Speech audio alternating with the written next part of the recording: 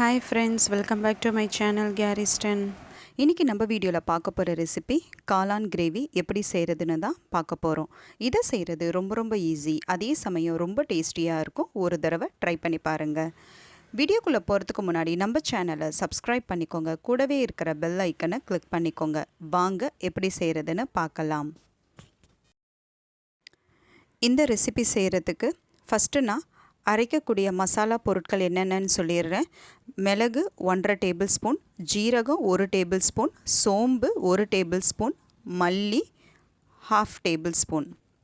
இது எல்லாத்தையும் நான் ஒன்றா மிக்ஸி ஜாரில் சேர்த்துக்கிறேன்.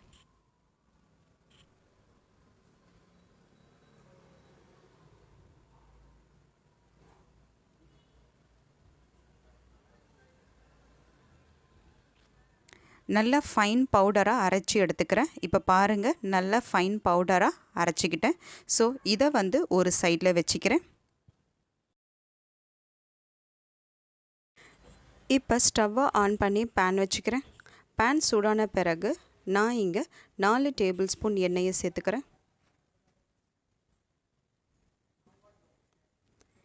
எண்ணெய் சூடான பிறகு 1 டீஸ்பூன் கடுகு,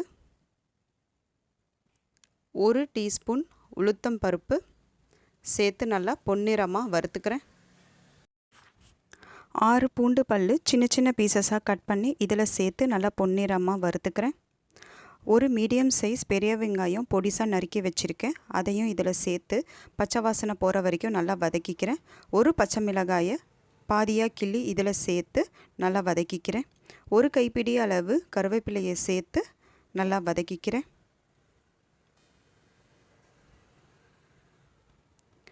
1 டேபிள் ஸ்பூன் இஞ்சி பூண்டு விழுதை சேர்த்து பச்சை வாசனை போகிற வரைக்கும் நல்லா வதக்கிக்கிறேன்.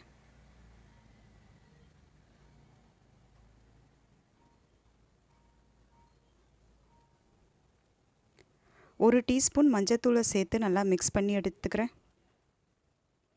நான் ஏற்கனவே இங்கே 200 கிராம் காளானை வாங்கி க்ளீன் பண்ணி வாஷ் பண்ணி சின்ன பீசஸாக கட் பண்ணி வச்சுருக்கேன்.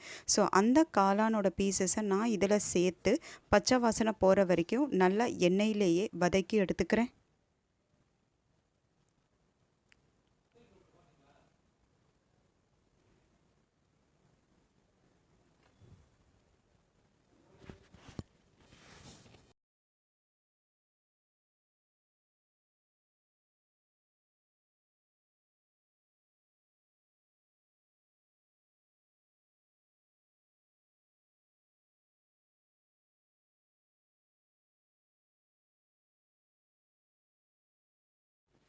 தேவையான அளவு உப்பு சேர்த்து நல்லா மிக்ஸ் பண்ணி விட்டுக்கிறேன்.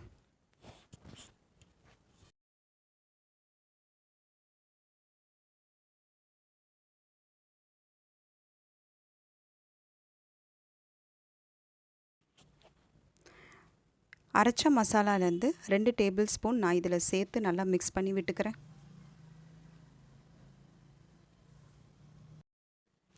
மசாலாவோட பச்சை வாசனை போன பிறகு கொஞ்சமாக தண்ணியை சேர்த்து காளானை நல்லா வேக வச்சு எடுத்துக்கிறேன். இப்போ பாருங்கள், நல்லா காளானும் வெந்துருச்சு, நல்லா ஒரு திக்கான பதத்துக்கு வந்துருச்சு. ஸோ இப்போ நான் ஒரு கைப்பிடி அளவு கொத்தமல்லியை பொடிசாக நறுக்கி இதில் சேர்த்து நல்லா மிக்ஸ் பண்ணி விட்டுக்கிறேன்.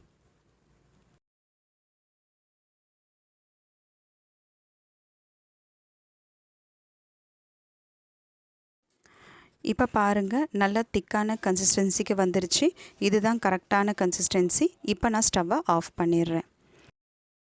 அவ்வளோதாங்க, நல்ல சுவையான மணமான காளான் கிரேவி தயார்.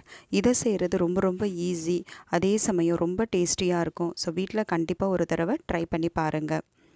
ஸோ இதை நம்ம இட்லி, தோசை, சப்பாத்தி, சாதம், இடியாப்பம் இந்த மாதிரி நிறைய டிஷ்ஷஸ்க்கு சைட் டிஷ்ஷாக வச்சு சாப்பிட்லாம். அருமையாக இருக்கும்.